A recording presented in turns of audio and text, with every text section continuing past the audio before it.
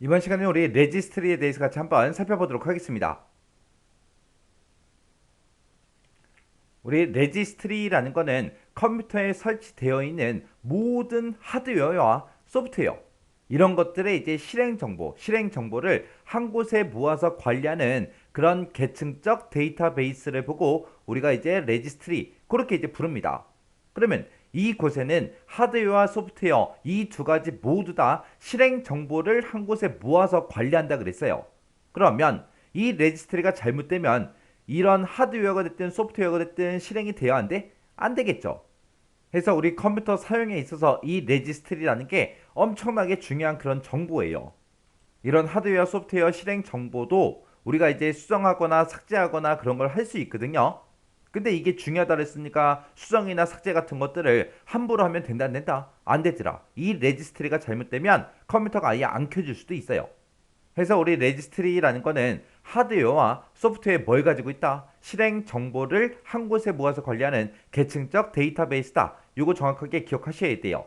이런 레지스트리를 우리가 이제 편집할 수 있다 그랬어요. 그래서 레지스트리 편집기가 따로 있습니다. 이걸 이제 실행시키는 방법이요. 실행을 시킬 때는 우리가 이제 시작에 가게 되면 윈도우 관리 도구라고 있고요. 그곳에 보게 되면 레지스트리 편집기라는 게 있어요. 얘를 이제 선택해서 우리가 실행할 수 있고요. 그 다음에 두 번째 방법은 우리 작업 표시를 보게 되면 이제 검색 상자가 있죠. 그 검색 상자에다가 우리가 한글로 레지스트리 편집기 이렇게 이제 입력을 하거나 아니면 레지 에디트하고 이렇게 이제 입력을 한 다음에 엔터를 땅 하고 눌러도 레지스트리 편집기가 실행이 됩니다. 아니면 우리가 이제 실행 윈도우하고 R을 누르게 되면 이제 실행창이 짜잔하고 나타나겠죠. 거기다가 우리가 레지스트리 편집기다 아니면 레지 에디트다라고 해서 요거를 입력해도 우리 레지스트리 편집기가 실행이 됩니다. 또 우리 파일 탐색기요. 파일 탐색기에 보게 되면 이제 주소 표시줄 있죠. 그곳에다가 직접 이제 레지 에디트라고 이렇게 이제 입력한 다음에 우리가 엔터를 땅 하고 눌러도 레지스트리 편집기가 실행이 됩니다. 해서 이렇게 레지스트리 편집기를 실행시키는 방법은 여러 가지가 있어요. 자, 그럼 이제 레지스트리의 특징 좀 살펴보자고요. 자, 우리 레지스트리라는 거 요거는 이제 중요한 그런 정보기 때문에 우리가 이제 백업도 할 수 있어요.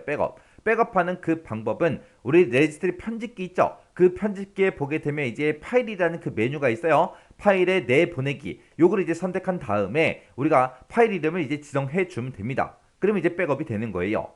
이 레지스트리는 각 사용자의 이제 프로필이 됐든 IRQ가 됐든 IO 주소가 됐든 DMA가 됐든 이런 하드웨어 자원 그리고 설치되어 있는 프로그램 그 프로그램들의 속성 정보 같은 그런 소프트웨어 자원을 관리해 주는 게 우리 레지스트리다. 그렇게 이제 기억하시면 됩니다. 해서 레지스트리라는 거는 하드웨어 자원과 소프트웨어 자원을 관리해 주더라.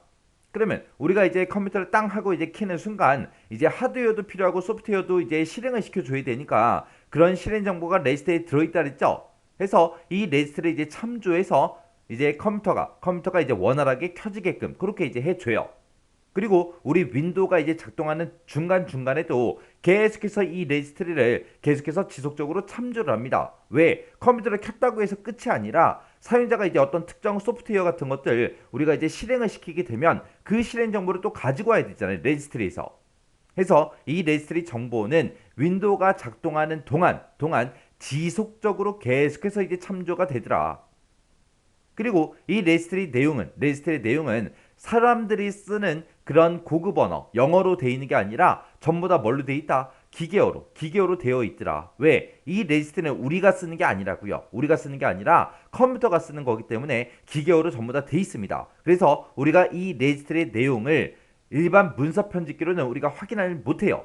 못하고 우리가 이제 수정하려면 어떻게 되더라? 레지 에디트, 레지스트리 편집기 이 앱을 이제 꼭 사용을 해야 우리가 이제 해당 내용을 보고 확인도 하고 수정도 하고 할 수 있더라. 그거 이제 기억하시면 돼요.